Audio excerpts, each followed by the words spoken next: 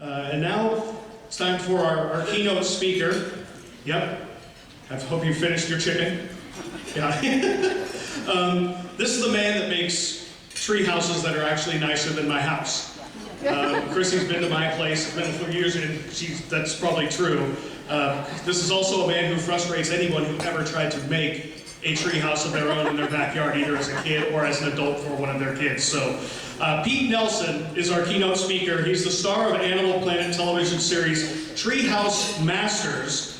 He founded the Nelson Treehouse and Supply. He also co-founded Treehouse Workshop and is the co-founder and host of the Global Treehouse Symposium. Ladies and gentlemen, I know you probably don't recognize him with a sport coat on. Pete Nelson from Animal Planet. Thank you, Pete.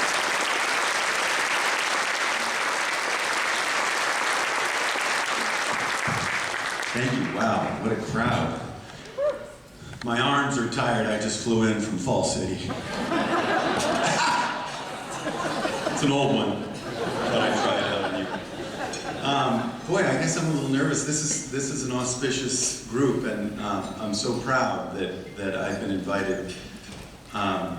Elizabeth here from Coastal Bank and I got to know each other a couple of months ago, and she brought me up to Camp Colloqua and had my eyes opened up in a big way. It was very inspiring. Got to meet Jim and walked around in the woods. So let's see, I know there's a way to advance this slideshow, but I just want to show a picture of the woods. What's that? So I would do, I would do that and then you advance. This looks a lot like Camp Colloqua, actually, and it's one of these things that I love how the work that's being done with campfires to find that spark in kids. And as I kind of move through now this experience that I've had in my life, I wonder how I can share with others this experience that I've had, which is really getting close to nature and being in nature and feeling how it is so powerful to be able to kind of calm your nerves a little bit, I think is what I think of immediately. Like when we've all got these lives that are so busy and full, I've always found that when I go into the woods, I feel a peace come over me, and you start to think a little more clearly, and so I see that happening. Like Camp Colloqua, when we were visiting there a couple of months ago, we were walking through the woods together. The kids weren't, there were a few kids around, but I was hearing the message of what campfire is all about, and finding that spark, helping kids develop what it is that they really want to do.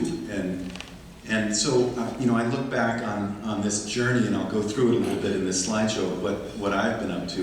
And what it boils down to is that I feel like I have always been true to what I think are my greatest gifts. And, we all have our gifts, and I can imagine how hard it is for kids to find that gift. We talk about this all the time. Everybody's got a special gift, but actually finding it and then nurturing that isn't so easy.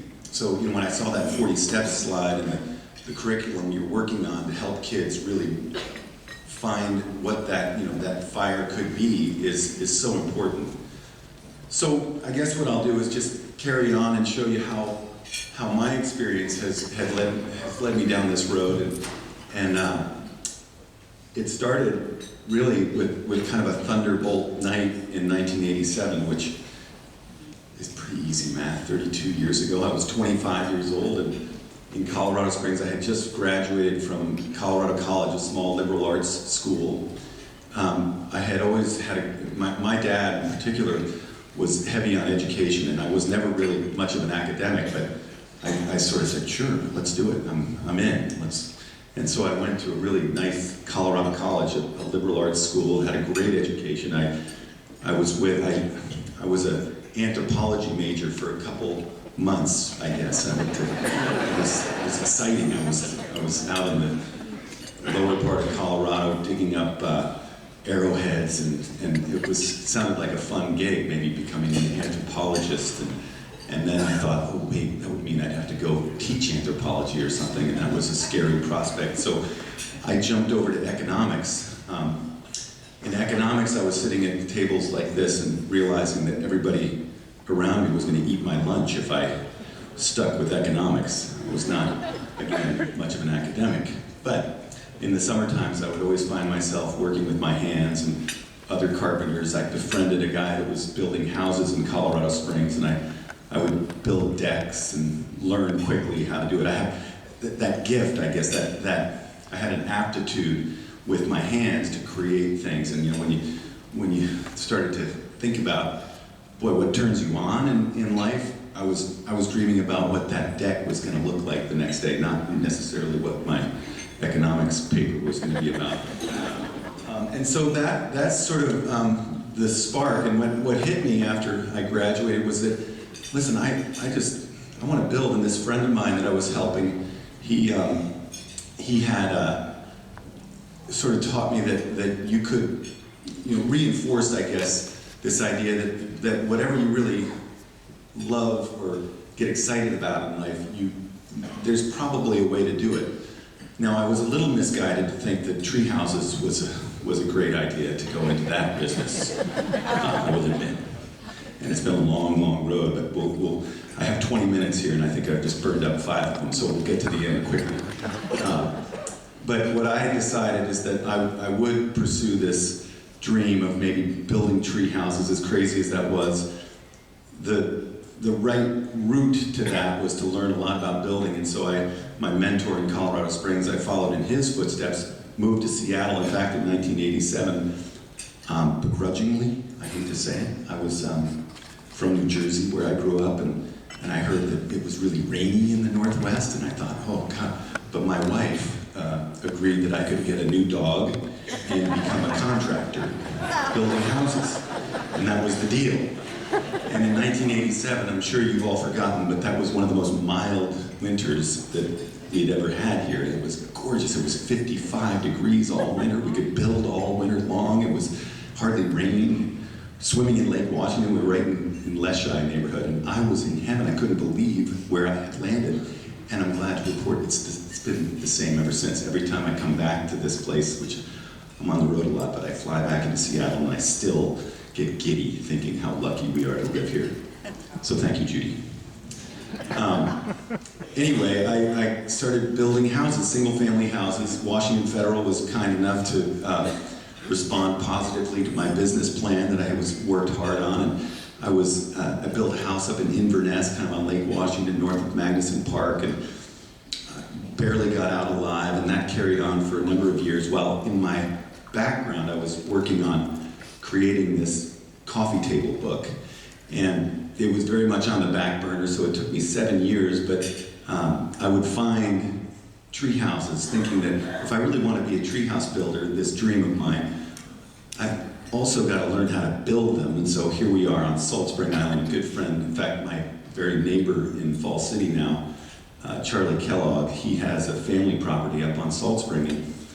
And when this book idea came up, we thought we should really do something special. And so this is I think it was about a 5-foot diameter Doug fir right across from Cowichan Bay on Salt Spring Island in Canada. And we spent 10 days, all my contracting buddies that I'd made at that point, 1992, so I'd been in Seattle for 5 years at that point. But this is where, I guess the fire really started to catch on, is that I knew I loved building and using my hands and my head in the design side of things. And so here, all of a sudden, I was with my really closest friends, all still my closest friends here, and we created something in 10 days that essentially changed my life. We just, I think, if we go to the next slide, we'll see what kind of looks like a water tower, 33 feet up, in this beautiful Douglas fir. It's got a view over Cowichan Bay, and it was that time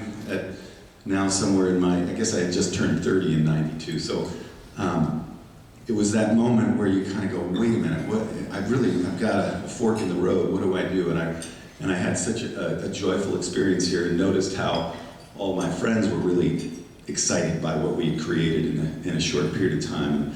And it opened my eyes to the power of what tree houses can bring, the magic, really, with, you know, working hard together, creating something that well, I'll be honest, it's not used very much up there. In fact, I gotta go up and do a little remodel soon. But it still was one of those experiences where I thought, how can I possibly do this for the rest of my life? 94, this book came out, and it was really the beginning of the transformation into what has become, you know, my real life. And I've had such an amazing experience by simply following what it is in my heart that I want to do. And, you know, I would imagine that that's what the campfire people speak to, you know, starting that fire is, what is it that keeps you up at night, dreaming of, you know, what you're going to do the next day, you know, to really have a life where you could get excited about getting up and going the next day. I mean, that's what you want to do, whatever that is. And here I was feeling that, and I got a really good sense that, as crazy as this is, I'd always been told, and all of us had, growing up, at least my generation, is you can do whatever you want. It's going to take some hard work, but you really can, with hard work, do whatever it is you choose to do. Again, I wouldn't recommend getting into treehouse building. But I persisted, and we were building houses in single family, one at a time houses in Seattle, and, you know, luckily the market was continuing to climb, and always has, to cover my mistakes as I learned how to work with engineers and subcontractors and Washington Federal, who magically would take everything in my savings account at every closing. Well, you bankers know how that works. But we were scraping by, and I kept dreaming about how can I possibly be a treehouse builder. I mean, everybody says, you know, I'd love to build a treehouse. I have $800. Okay, wow. But my marketing guy came out, and I would that once the book came out, it was interesting because periodicals, magazines, and newspapers would call in the spring and say, hey, what's going on in the treehouse world? And I would share with them pictures like this. My office, I actually tried to move the family into this treehouse in Fall City. We moved out there in '94 from Leschi, and Judy, who is much smarter than I, and the kids at that time were very young, said, no, we're not moving into your treehouse. We were in a little single wide about 200 yards from this, but I was surprised because I thought that would easily won the day instead of a little single wide, but that was also very comfortable. So in the end, I was building tree houses for friends, essentially, and it was all, you know, sponsored to a degree. I mean, I would, again, the sales prices on this tree house, I think, was somewhere around $800.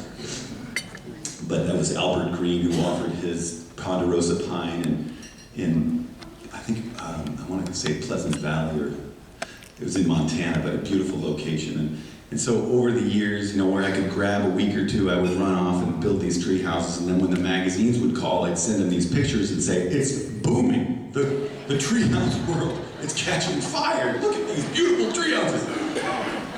And I built every one of them, but it was such a fun thing. And again, you know, here I am, my friend from back in high school, his dad had a place in Morgan Hill, California, down by San Jose with redwoods, and he even spent $20,000 on his treehouse, which at the time was a world record, I think. And we were very excited. So got this done and took pictures, and you know, slowly but surely, you know, the internet started to come around, and we had our web page, and people started to call, and this next treehouse, 1999. So there's a good span of time here, but 1999, I remember this down in Wilsonville, Oregon, was our first real, like, a client that, you know, we're also learning how much it costs to build these things, and, you know, I always thought mistakenly, I still do, that this treehouse that I have in my brain, and you might have in yours, it'll take a weekend, maybe 2. It takes 10 weekends, a minimum of 10 weekends, and so, you know, we're finding that, geez, even though this guy had $85,000 to spend, it probably, if we paid ourselves, it would have been much more than that. So we're learning, but we're also still loving what we're doing and feeling like we're the luckiest people in the world. This took us 4 months to build. And no, I don't know how we kept the lights on in our little operation at that point. I know I'm still building tree houses, but ground houses, I call them. But slowly but surely, one of the guys that was helping me is just a dear friend of mine that is one of these guys that's got fishing on the brain like you can't believe, and I would fish with him. I'm a terrible fisherman, but I recruited him into the group, and his mother, I remember all the way back in Massachusetts and on Cape Cod, sent me a check for some big chunk of money saying, no, I'm serious, I want a treehouse. And I thought, oh, okay, here we go. We're going to test ourselves and see if we can go all the way across the country and do this. And there was a lot of, I love design, and there was a lot of pressure in that area of Massachusetts where all these gorgeous shingle-style summer homes were built. And that happened to be one of my favorite sort of nostalgic, traditional styles of architecture. And so I had this, oh man, I want to do something wonderful. And she plays cards in there. Mrs. Ross plays cards in there with her friends. She's now just turned 80, but this is 2000, so already 19 years ago, blows me away. But again, here I am with my friend Nathaniel, Nat, we call him. He's a lovely guy, and we together built this in September of that year, and it's one of those reinforcers where you just go, wow, I know I'm not making any money, I gotta figure out how to do this, but spending that time and getting to know that family and being in that part of the world and having that experience where you really get to know other people and relate and share, it just was so rich in that experience that I knew that this is what I had to do. So fast forward, I hope I'm fast forwarding. Yes, good. Tabs, treehouse attachment bolts. As we're going, we're learning how trees respond. And at the beginning it was more, I just want to build stuff, and the trees, I don't really know how the trees are going to respond to this sort of hardware, but we get together, the treehouse community, such as it is, get together every year in Southern Oregon, in a little town called Tequila, or I don't think that's a town, it's near Cave Junction, where the guy on the cover of that first book has a little bed and breakfast, and we share our experiences. 45, 50 people show up every year, and we talk about how we might do this correctly and get the engineers involved. And out of those meetings came the treehouse attachment bolt. Major advancement, because now we can do the math. Learning. Now we're really sort of getting it together. 1998 was the time we first started to develop this. And so without putting you to sleep at lunch here, let me just say that those bolts in a Doug fir, and we've had these tested at Wazoo now, when they're just in shear, so if you go up, oh wait, I think this is the last slide. I didn't want to get bogged down here because we had a short time. I'll just say this, that the tab, when it's installed in the tree properly and that stem sticks out, our biggest tab, which is still about that same size, can hold, in a Doug fir, 50,000 pounds. 50,000 pounds. So like a pickup truck, I think, weighs 6,000 pounds. You could hang like so many fish from a Doug fir, 8 or 10 pickup trucks. The engineers won't let you do that. They'll give you a safety factor or two, but you could easily hang 2 or 3 pickup trucks and have the engineer check that off. We're good. So that tells me we can build anything we can dream up. And that is so liberating and exciting, and so now, whatever we dream up, we know we can be safe and create it. So with that, there was that downturn about 10 years ago that we all remember. My phone didn't ring for a couple of years. It was kind of a tough time, but at the end of that downturn, Animal Planet called, and we had been approached by the reality TV thing before, but I just never really had the guts, or not the guts, I had no interest in doing that. I'd seen the shows, and I thought, I am not going to be that guy. No way. With all the fake drama and nonsense. So over my dead body, but I remember one Saturday having a conversation with Mark Grove from the Animal Planet side, and he convinced me, and I said, please don't, I'll do it, because of course we were desperate in 2011. But don't make us do that stuff. And they were fantastic. They never had us do anything that was, out of our comfort zone. We certainly stretched it a bit. They stretched us all, but it was fun, and we did it with our eyes open. So that experience was really the greatest thing. And again, very reluctant, but so grateful in the end to be able to really learn again about how all this stuff really works. Like, you can't take 4 months and build a treehouse and expect to make money. Animal Planet taught us that we've got to get them done. Pretty much every month we'd crank out 2 episodes, which were 2 tree houses. And we were sort of like that frog that was being, slowly boiled on the stove, because they all agreed, yeah, 3 months, it's fine. And then before, the end of the 3rd month working with them, we were building 2 tree houses a month, and we didn't know what happened. It was just like, oh my God, more people, help us. But it worked, and all this, with the energy that you get from the fun of creating this sort of thing, and it attracts all the right people that want to do that with you. Again, following your heart, doing what you want to do, these doors will open. And I think of Joseph Campbell, the great theologian. When I remember when they did an interview with him on PBS back in the late 80s with Bill Moyer. Do you guys ever see The Power of Myth? Remember that? Wonderful. It was a few of you out there. But the essence is that, if you follow what it is that makes you excited, then these doors will always open in front of you. And you just gotta walk through them, because that leads to the next door, to the next door. And this was one of those doors for me where I didn't want to go through, but it changed our lives. All of, everybody involved, and there's quite a few of us now in this little business of ours. So, for instance, it led to Treehouse Utopia. One of the episodes, we built a treehouse for a lady that has a restaurant in the hill country of Texas. And I fell in love with that area. I'd never been there before, but it's just extraordinary. And it's not on the way to anywhere. It's just, if you go to San Antonio and drive 60, 70 miles due west, you're in the hill country, the real hill country, I would say.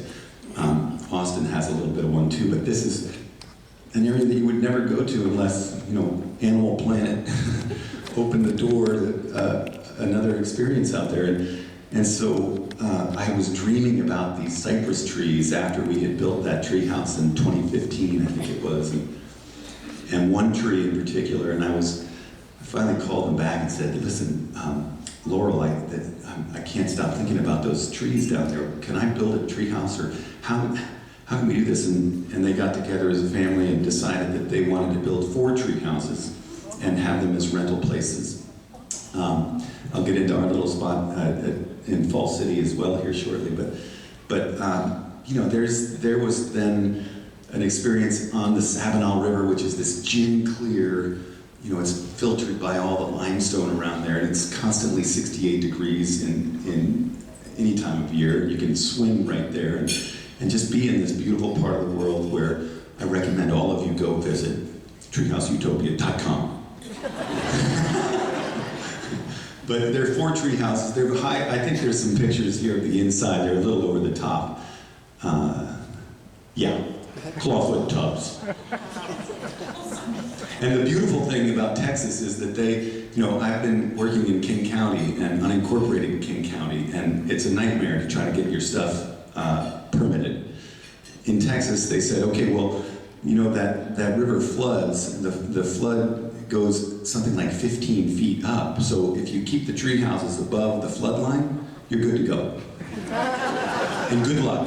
Thank you for investing. How about that? And that was it. We got it done. We built 4 tree houses in a period of about 4 months, and they're open.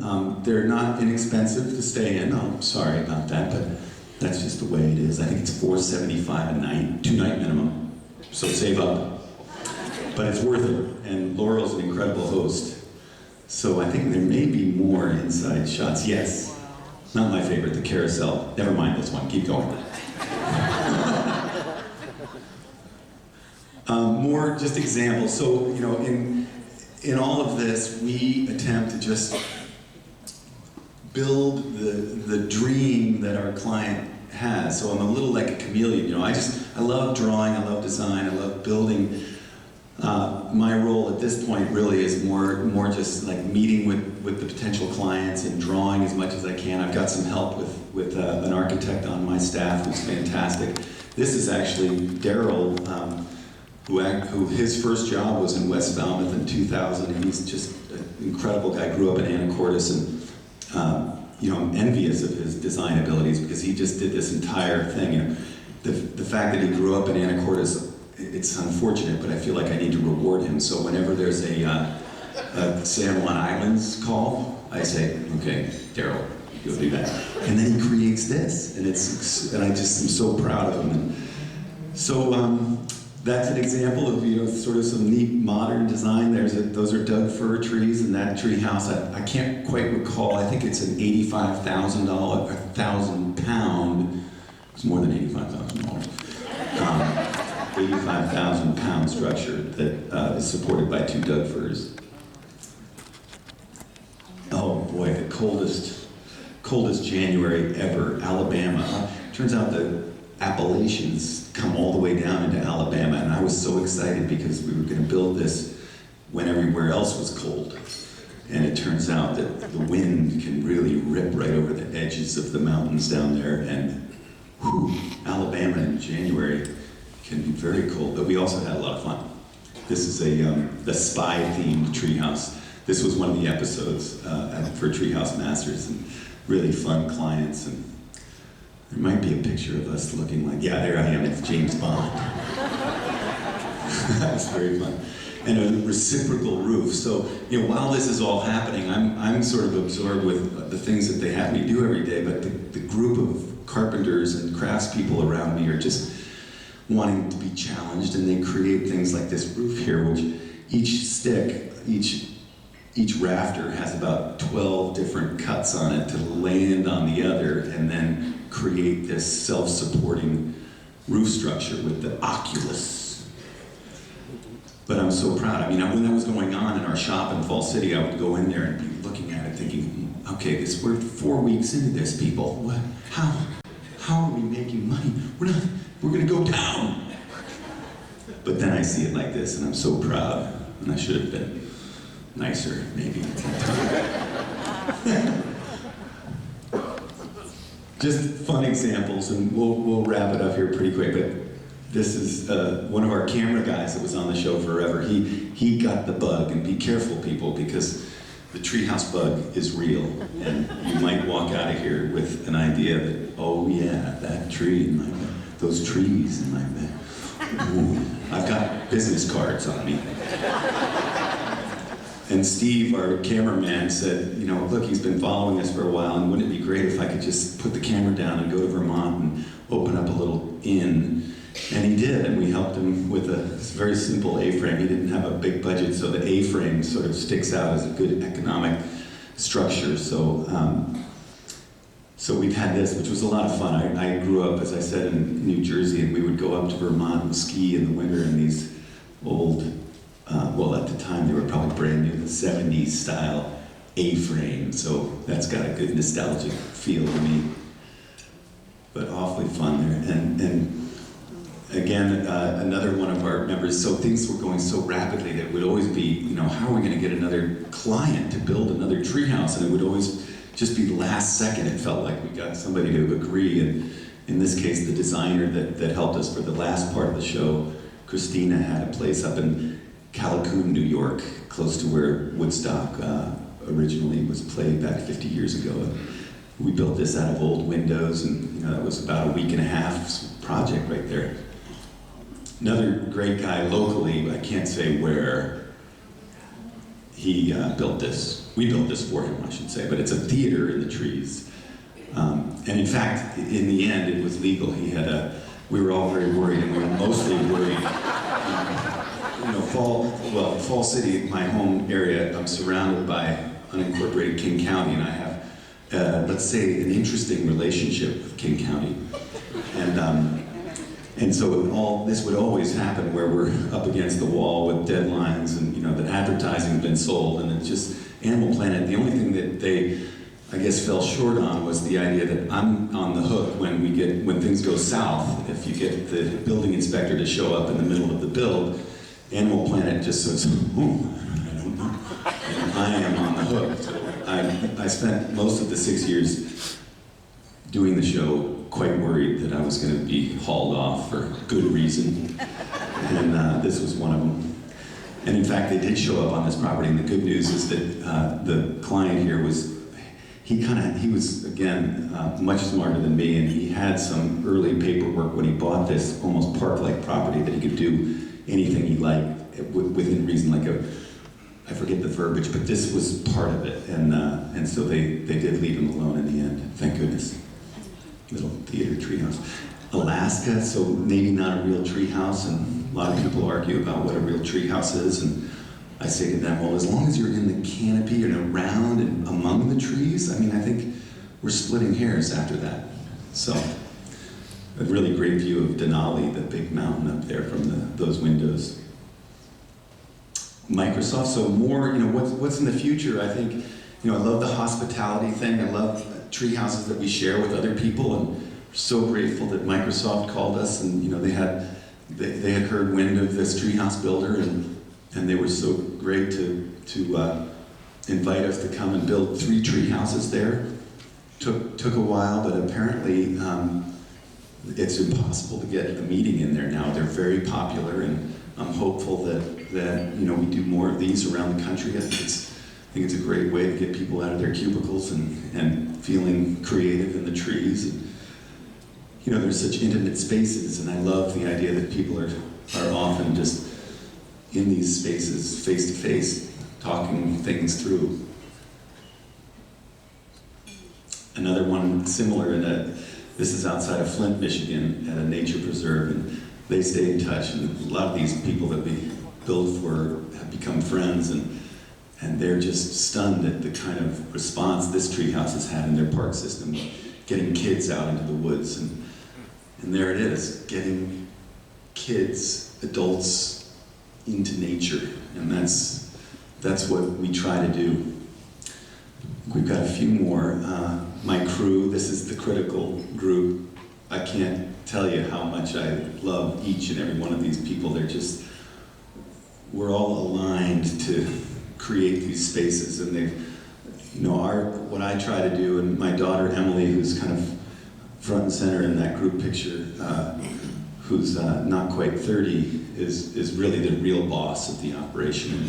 She's firm but fair, I say, and absolutely fantastic. And we all, endeavor to give this group everything they need to succeed, and inspire each other and challenge each other, and just try to create experiences for ourselves that make our lives more fun, and that sort of permeates out to the people around us. And so our hope is to just continue to do this. I'll tell you right now that my experience at Colloqua was so powerful that we will find a way to get a treehouse in Colloqua, and